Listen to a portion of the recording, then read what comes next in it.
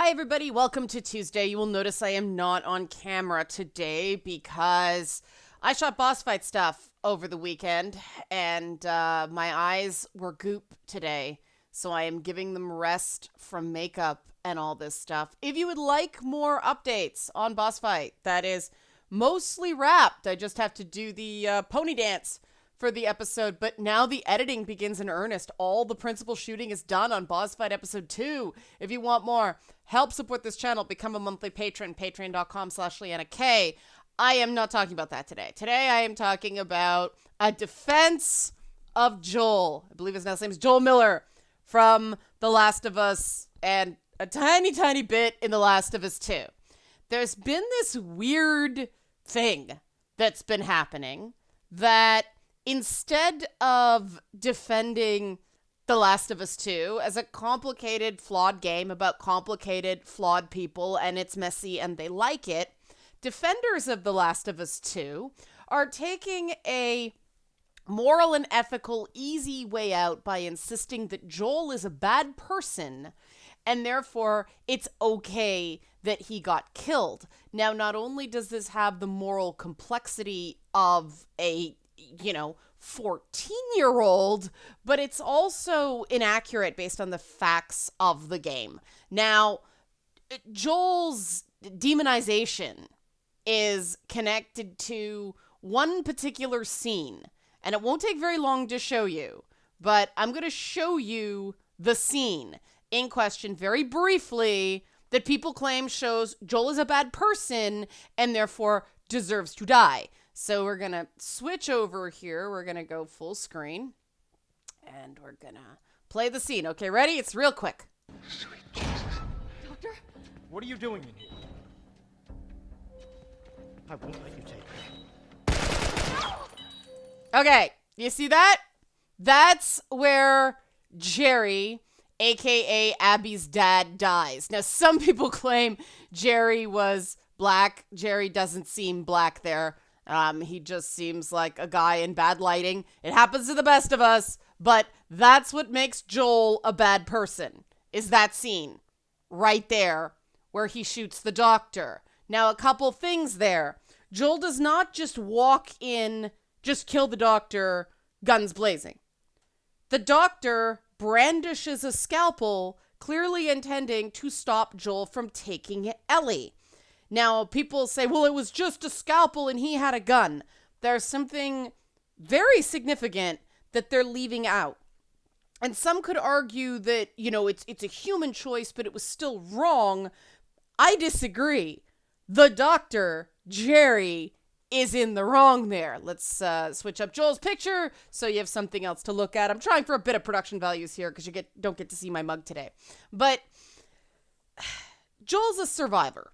At the beginning of the game, he suffers a crushing loss, the death of his daughter. She dies in his arms. I think we all agree that the loss of a child is a singular thing. A lot of people don't believe that parents should outlive their children.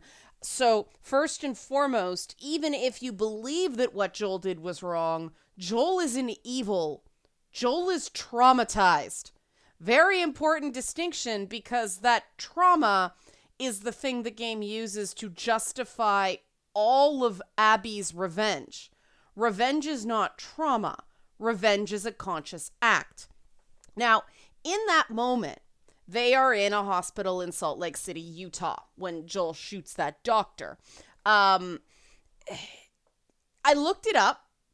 Age of consent for medical stuff, except for homeless youth, is 18. Furthermore, in the state of Utah, well, let's go over. I have the website right here. Okay. It's a little big, but you can see right here, it might be a bit messed up. Any acceptance section, blah, blah, blah. The following persons are authorized and empowered to consent to healthcare not prohibited by law. Generally, willingly killing a patient is prohibited by law, but it's the Wild West. But the following persons are authorized and empowered to consent to any healthcare. A person temporarily standing in loco parentis, whether formally serving or not, for the minor under that person's care and any guardian for the guardian's ward. And that's for anybody, you'll notice, under the age of 18. In the events of The Last of Us, Ellie is 14, perhaps 15 by the end of the game. And Joel is very clearly her guardian. He sort of hands her over to the Fireflies, but, his duty to her doesn't end there. So this, surgeon refusing to follow Ellie's guardian's wishes while she is unconscious and a minor. First of all, Ellie, and I'm not saying laws apply in this apocalypse, but laws are based on moralities, and the morality for not letting a minor make life or death decisions in, an emotionally traumatized state, those are good rules, right? There's a reason rules like this exist. So Joel was within his rights as Ellie's guardian to stop that surgery. Jerry was in the wrong, not only because he was going to kill Ellie, allegedly for the greater good, more on that later, but also because he was defying the will of Ellie's guardian at that moment, who clearly wanted that shit to stop. Now, even if you believe that you should be able to kill kids for the greater good, seriously, what's wrong with you? A walking, talking, breathing, fully self-sufficient person, we have to rely on the only way Jerry's right and Joel's wrong there is if Jerry is 100% correct. He is somehow omnipotent that he can find a cure for the cordyceps fungus by killing Ellie. No scientist, no decent scientist worth their salt will make you those sorts of guarantees. We all know what's going on with the vaccine right now. Everybody's like, it looks promising, but we don't know. So Jerry's promise of a breakthrough there is not an altruistic urge. It's an egotistical urge. And this is where we get into the central problem of the morality of that choice there. That it's a false, it's a false, we'll say straw man between ethical egoism and ethical altruism. And it only works in Jerry's favor, like I said, if Jerry is omnipotent. But Jerry isn't saying, I'll finally have a breakthrough here because he's sure.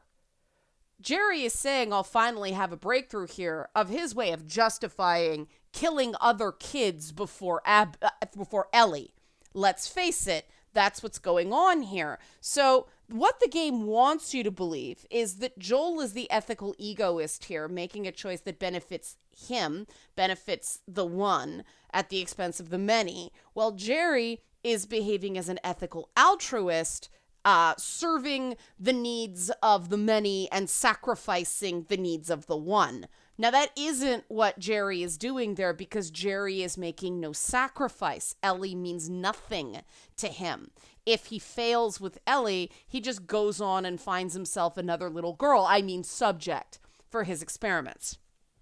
And, we can say this without the inherent absurdity of the idea that there is no other doctor in the entire world capable of finding a cure for this. I'm a little skeptical that Jerry could find a cure pretty much on his own. Somehow he's a brain surgeon and an epidemiologist and a virologist that's somehow going to cure a fungus through a form of treatment that has never cured a fungus. You don't use a vaccine to cure a fungus, but that's the thing. You can't complain too much about that because the entire first game existed on kind of an emotional high wire, right? Let's change pictures again so you have something to look at. There's Ellie, there's Joel. The entire first game existed on something of an emotional high wire, right? You were so invested in this relationship between this, spunky teenager and this old, grizzled, broken down guy that you overlooked a lot of pretty unbelievable stuff that happens in the story. Most zombie genre stuff works on this emotional type high wire.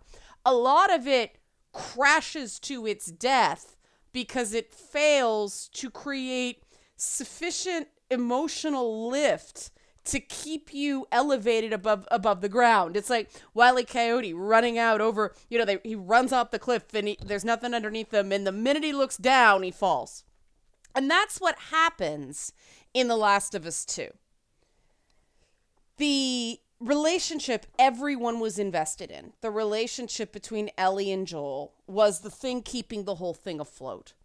When that was removed and just sort of treated as fungible with the relationship between Lev and Abby, the whole thing kind of fell apart, because all of a sudden we're denied suspension of disbelief that this relationship is at all special, when it's like, oh, look, another older person who's a brutal murderer, and another spunky kid who's misunderstood, and LGBTQ+. You cannot treat characters as fungible, as interchangeable, and expect them to keep their specialness.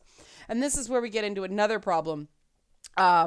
If Joel's decision to kill a bunch of people to rescue Abby is Ellie, I keep getting their names wrong, is morally wrong, then Abby's decision to go and kill a bunch of people, including a military leader, to rescue Lev is even more wrong, because Ellie was unconscious at that moment. Lev just did something really dumb and was out and went back. So, Lev wasn't doing anything altruistic. Lev wasn't choosing to sacrifice himself really for any greater good. Lev was going back because he thought he could stupidly reason with his mother.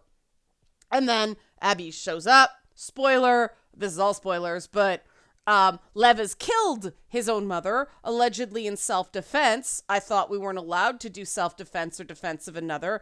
Anyway, a whole bunch of people die because Lev made that choice and Abby made that choice. Notably, Isaac, who I believe he was shot by Lev's sister. What's her name? Yara? But anyway, he's a military leader.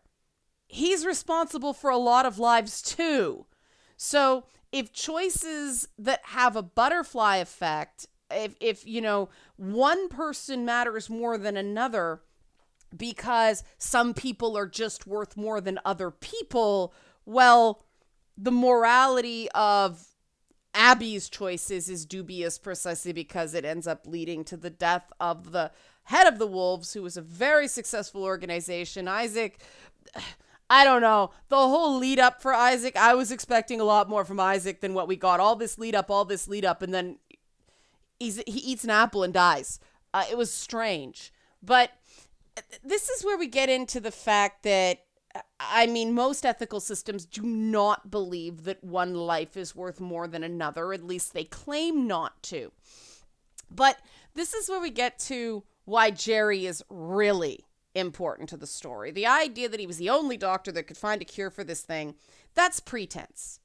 We care, or not, I won't say we, I won't use that conceit. People who like the game care that Jerry died because he's Abby's father and we see Abby's pain at his loss.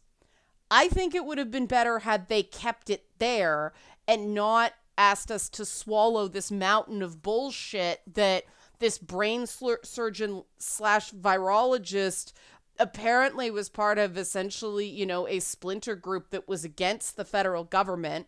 The CDC exists in some form in the game because we see pamphlets from the CDC, but not only could the Fireflies create a vaccine under those conditions, but they could also distribute that vaccine, and no one else could.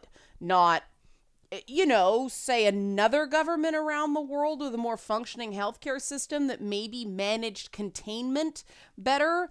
Why does this fungus not go dormant in winter? For instance, why is the Arctic not safe? We're not answering these questions. Again, emotional tightrope. The only reason we care about Jerry is because he's Abby's father, and him dying hurts Abby's feelings and possibly a zebra with gangrene. Again, you cannot substitute just a zebra scene in The Last of Us 2 with the giraffe scene in The Last of Us 1 and not make people realize that these are just swapping out components in authorial Mad Libs and expecting to get the same result. It's ridiculous.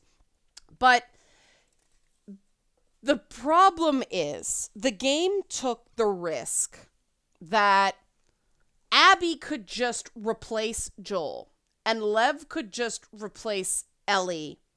And through some sort of narrative magic and the wonders of like super realistic motion capture, the player will come along for the ride that Abby good, Joel bad.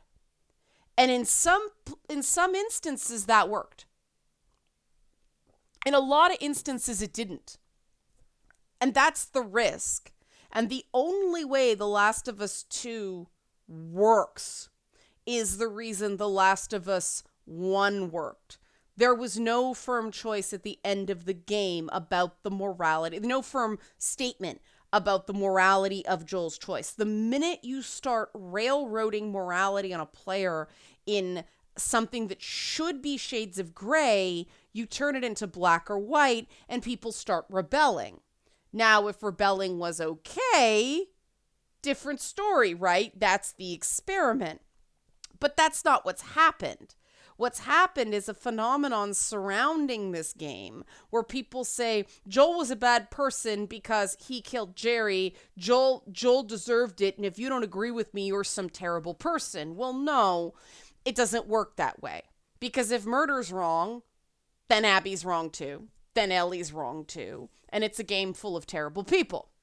If murder's not wrong, if revenge or defense of another is okay, then what Abby did was even more wrong because it was a cold-blooded act of revenge that she planned. That isn't trauma, that isn't someone snapping, that's first-degree murder. She hunted him down and killed him. That is not the way any civilized society claims you solve problems. Now, this is obviously not a civilized society, but again, if we're allowed to think that, fine. But people are claiming we're not, and that's what's the problem with it. At the end of the day, the idea that Joel is a bad person fails because it is contingent on believing that some lives are worth more than other lives instead of the belief that all life has, equal potential, and people don't have the right to play God. People don't have the right to decide, okay, you're worth more than you are, so they die and you don't. Most people say that's wrong. Some people would say, no, that's not wrong. The thing is, no matter where you come down in that are some lives worth more than others, the game fails. Because when one can objectively argue, I'm trying to figure out how to put this in a way that you go, oh, you monster. One can objectively argue that Isaac's life or Mel's life is worth objectively more than Abby's. What does Abby do? Abby kills things and throws balls for a dog. Mel is a doctor. If killing Jerry is bad, isn't killing Mel bad? Isn't putting Mel in harm's way bad? Isaac, military leader of men, isn't he objectively worth more than Abby or even Lev? Who's Lev? Oh, he's a trans boy. That makes the narrative say his life is worth more. The whole idea that some people's lives are worth more than others is the fundamental reason why people feel the need to march in the streets in the middle of a pandemic saying Black Lives Matter, okay? They have to say Black Lives Matter because they've spent their entire life feeling that the world is saying Black lives don't matter. You cannot exist in a moral paradigm that one person's life matters more than another's simply because of their status or rank in society. And that is what Joel is a bad person is claiming. In any Western belief system, the rights of the parent to protect their kids or adopted kids or the people they are a guardian for, they have the right to keep those kids alive more than a doctor has the right to use that kid as a science experiment. So even though Joel never intended to be Ellie's guardian, he did take that on, and he really was the only person, even though technically Marlene was responsible for her there. Joel was the only one advocating for Ellie's rights as an individual and a human being who matters in that moment. And I mean, that's the messed up thing about the whole thing, right? People think that Joel is a bad person because Joel was the only person who saw Ellie as a person instead of a science experiment. And what does that say about the people who are saying Joel's a bad person? They're saying the life of a teenage girl doesn't matter because she's only a teenage girl. Who is she in the grand scheme of things? Well, what she actually is a person who holds a potential cure in her head. She still has that potential cure in her head. And the reason Joel tells her to keep it a secret is he knows that anybody who finds that out may immediately dehumanize her. So the idea that as Abby, you go and try to kill the walking potential cure, and you take a 14-year-old boy along to do it, and try to kill a pregnant woman along the way. Well, that you're racking up lives at this point, right? But Abby's killing a walking cure just for revenge, meaning the thing her father died for is being rendered meaningless. She's just gonna kill her for no good. As long as Ellie's alive, there's the potential they can find another doctor, and maybe Ellie can just live out her natural life, and then they use her as a science experiment. Hey, compromise. That could work, right? Well, that doesn't work if Abby kills her in cold blood and leaves her body to rot, right? That's the problem. You can't say what Joel did was wrong, Joel's a bad person, and not also agree that what Abby's doing is wrong and stupid and selfish. The whole game falls apart. Because the whole idea is Abby good, Joel bad, not everybody bad. That's unsatisfying. I think that if the game allowed you to think that everybody was bad, it would have worked much better. Now, if they intended to kill Joel off, I think the way they did it was bad. But if they had to, if they were just like, no, this is happening, it should have been an emotional journey, the way, sort of Obi-Wan Kenobi stays as a source of inspiration even after he's struck down, as Luke Skywalker goes on and becomes the person he becomes, right? It's that mentor relationship. That would have created some meaning. And that would have made that last line where Joel said, if I had to do it all over again, I would. That actually makes Ellie's journey more poignant than Abby's. The fact that Joel has absolutely no regrets about what he did, even though it resulted in some heavy stuff, makes him a conscious moral actor instead of just somebody riding on raw, unbridled emotion.